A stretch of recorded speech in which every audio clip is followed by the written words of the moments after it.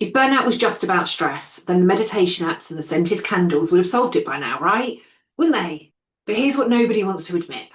Burnout isn't about stress. It's about identity theft. You don't just lose your energy, you lose your sense of who you are. And until we start talking about that, people are going to keep reaching burnout, no matter how many yoga classes, bubble baths, or breathing exercises they try. So let's get real about what's really going on and what it actually takes to recover.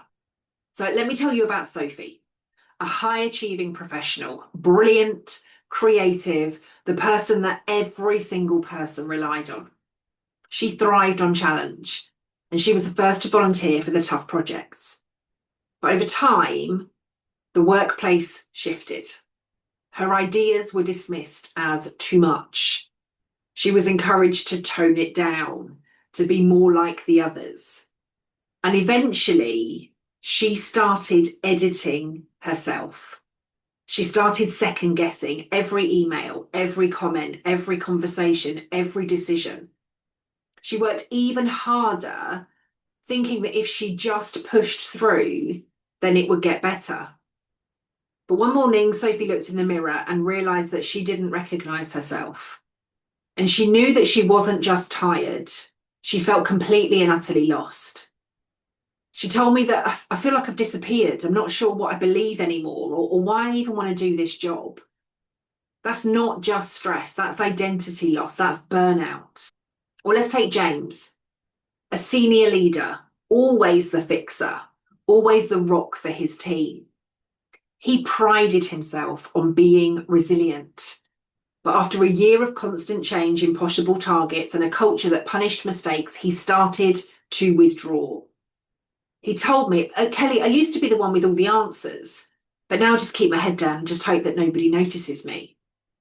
His partner had noticed that he'd stopped laughing, that he'd stopped going out, that he'd stopped caring about the things that he loved. James wasn't weak. He was disappearing, one compromise at a time. And I also know this to be true from my own experience. When I reached my first burnout, wasn't because I couldn't handle stress. I always thought I thrived on stress. It was the thing that got me out of bed in the morning, that kept me going, that kept me motivated.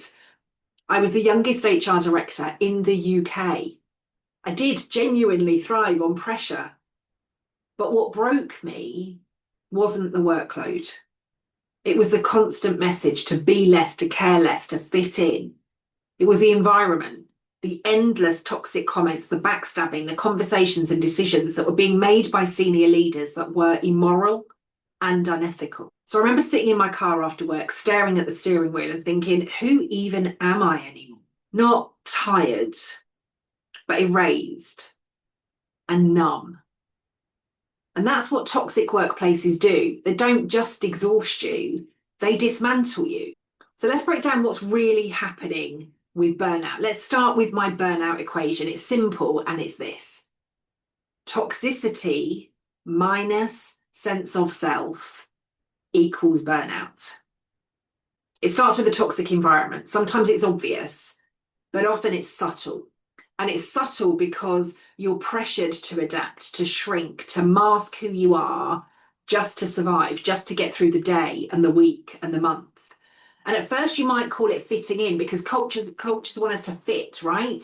But over time you start to disappear. So what's happening in your brain? Well, chronic toxic pressure triggers your survival mode. The amygdala, your brain's alarm system, your inbuilt safety mechanism, is constantly on high alert, scanning for danger. The prefrontal cortex, the part of your brain responsible for self-reflection, values, and decision-making, that starts to shut down.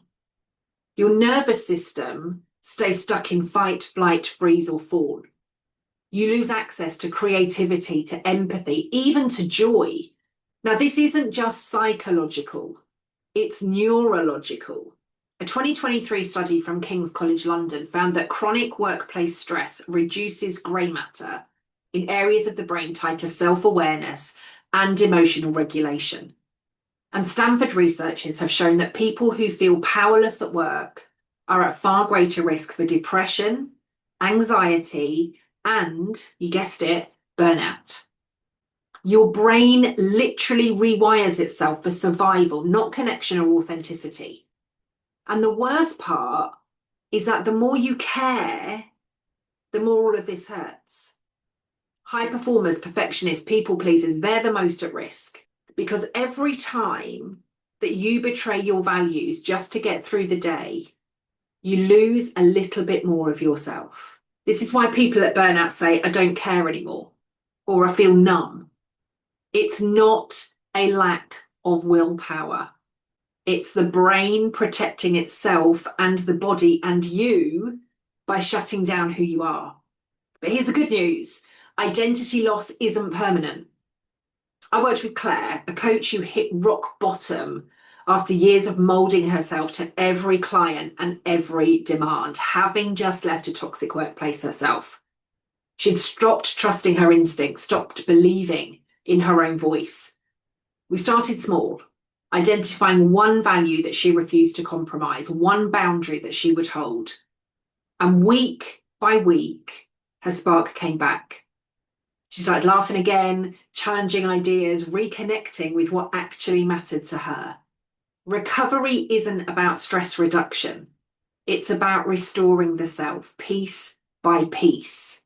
You can't yoga your way out of an identity crisis. You have to restore your sense of self, your voice, your values, your boundaries. And if you're a coach, you need to stop treating burnout like it's just overwork or poor time management. You need to look for the signs of identity loss, the silence in meetings, the withdrawal from things that used to matter, the I don't know who I am anymore moments. Because true recovery is about helping people remember and reclaim who they are. And if you're only talking about stress, then you're missing the point. You're missing burnout when it's present in the room. So pause and ask yourself, where have you started to disappear just to fit in? What's one thing you can do this week to connect with who you really are? Drop your answers in the comments. I read every single one. And if you're a coach, what's one way that you can help your clients rediscover themselves, not just manage their workload? If you've lived this, if you've felt yourself disappear and you want to help others rebuild without causing more harm, this is what the Master Burnout Coach training is all about. We go into the neuroscience, deep into the neuroscience. We go into the psychology and the practical tools to help people recover their sense of self, not just survive another day. The November cohort is now open. You'll find the link below. And if you want more myth-busting, science-backed truth about burnout, then please subscribe and you'll get the link immediately to the next video.